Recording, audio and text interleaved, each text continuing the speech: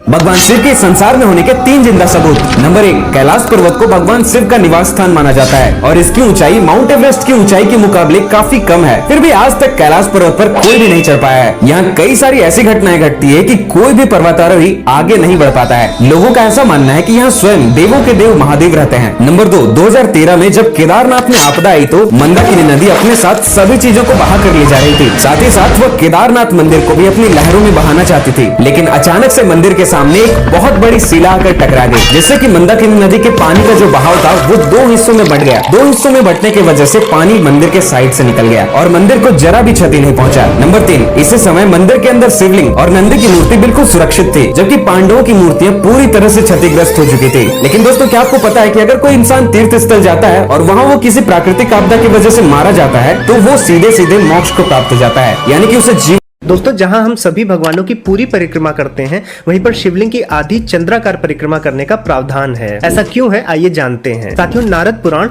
और कर्मलोचन ग्रंथ के एक श्लोक में कहा गया है, एका चंडया रवेः सप्त तिस्रः कार्या विनायके हरेश तस्रः कर्तव्या शिवस्य अर्ध प्रदक्षिणा। अर्थात दुर्गा जी की 1, सूर्य भगवान की 7, गणेश जी की 3, विष्णु जी की 4 और शिव जी की आधी परिक्रमा करनी चाहिए। अब साथियों, शिव जी की आधी परिक्रमा क्यों करनी चाहिए, इसके पीछे कई कारण है। पहला, हमारे धर्म में जल को भी देवता माना जाता है। हम जल से भरे पात्र को पैर भी नहीं लगाते, इसलिए जो जल शिवलिंग पर चढ़ाया गया है उसमें हमारे पांव न लगे, इसलिए हमें सोम सूत्र से वापस लौटने को कहा जाता है। दूसरा, आपको पता होगा कि हमारे यहाँ चीजों को लांघना शुभ नहीं माना जाता, इसलिए आपको शिवलिंग की जलहरी, जहाँ से शिव जी पर चढ़ाया हुआ जल प्रवाहित होता है, उसको लांघने नहीं दिया जाता। शिवलिंग की परिक्रमा हमेशा बाईं ओर से शुरू होकर जल स्रोत तक जाकर फिर विपरीत दिशा में लौटकर दूसरे सिरे तक जाने पर पूरी होती है। दोस्तों, ऐसी ही जानकारियों के लिए हाइपर क्वेस्ट को सब्सक्राइब